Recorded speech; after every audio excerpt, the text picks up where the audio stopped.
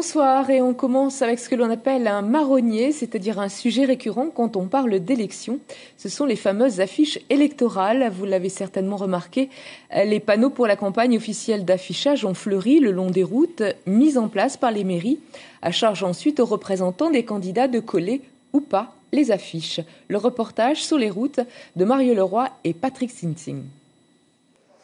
Nous sommes à 4 jours du premier tour de l'élection présidentielle. Pourtant, de nombreux panneaux d'affichage sont encore bien vides. Seuls quelques candidats ont leur affiche, quand d'autres sont en cours de collage. En tout, 12 panneaux, 11 pour les candidats, le numéro 0 étant réservé à l'information administrative de l'élection. À Papeete, nous avons 17 panneaux d'affichage. Ça là, nous sommes à la mairie de Papeete, c'est le panneau numéro 1, on peut dire ça ainsi. Et donc, nous avons le panneau 0 qui est là. Donc ça, c'est la commune qui installe avec nos services techniques. C'est eux qui viennent et qui mettent la colle. Par contre, pour tout ce qui est des candidats, ça, ce sont les partis. Dans toutes les communes de Polynésie, les emplacements doivent être installés depuis lundi dernier, date d'ouverture de la campagne officielle.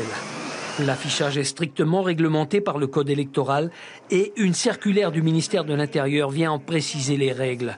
Le nombre de panneaux, leur dimension, mais surtout le nombre d'emplacements répartis sur la commune.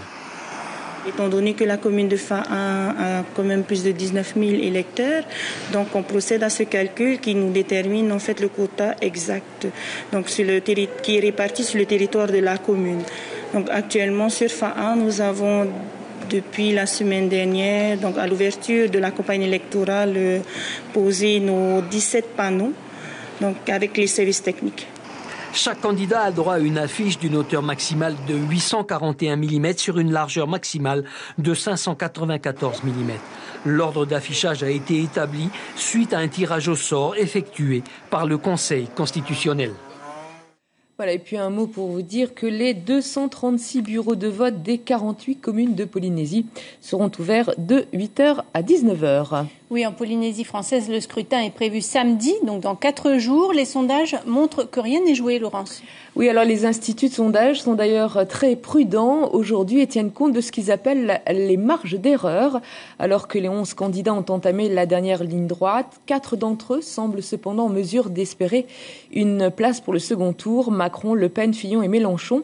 Alors pour réaliser ce graphique avec France TV Info, nous avons retenu le sondage publié hier et aujourd'hui par les instituts IFOP, ELAB, Opinionway et Kantar Sofres. Et vous le voyez, Emmanuel Macron recueille entre 23 et 24% au coude à coude avec Marine Le Pen, dont les intentions de vote sont comprises entre 20 et 25%.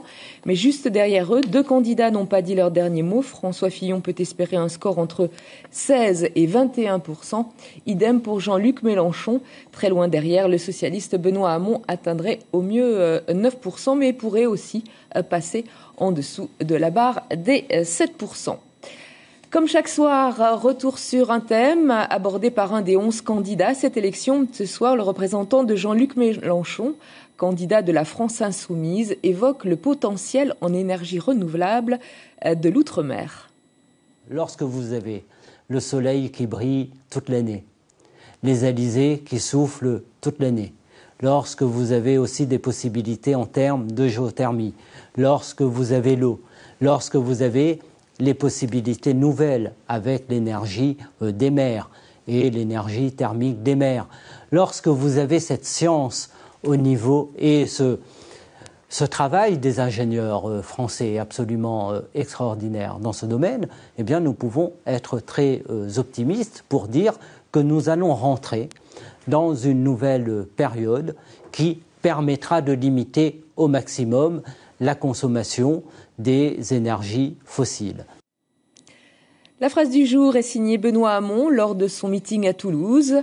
La politique française est malade parce qu'elle s'écoute trop parler. Ce qui m'importe, c'est de vous écouter, a déclaré le candidat du Parti socialiste. Et on revient en Polynésie française avec une question. Comment les jeunes vivent-ils cette élection présidentielle ? Alors vous le savez, le taux de chômage en Polynésie dépasse les 21%, un chiffre qui peut doubler dans certains quartiers défavorisés. Alors effectivement, comment les jeunes chômeurs sont-ils concernés par ce scrutin, eux qui ont le sentiment d'être oubliés par la République? Eh bien, la réponse est radicale. Ils n'iront pas voter. C'est ce qu'ils ont confié à Lucille Guichet et Sandro Ly. Quartier Estol à Papeete, souvent médiatisé pour ses descentes de police, ses bagarres et l'arrestation de petits dealers. Mais au quotidien, derrière les murs de tôle, c'est le système D comme débrouille. Un seul salaire pour faire vivre 11 adultes. Le patriarche préfère les élections locales. J'ai pas envie d'aller voter.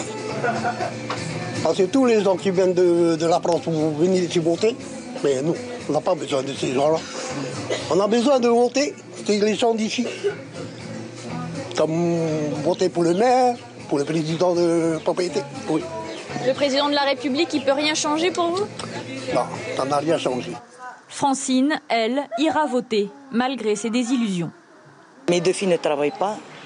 Mon fils est en prison et j'ai une fille handicapée.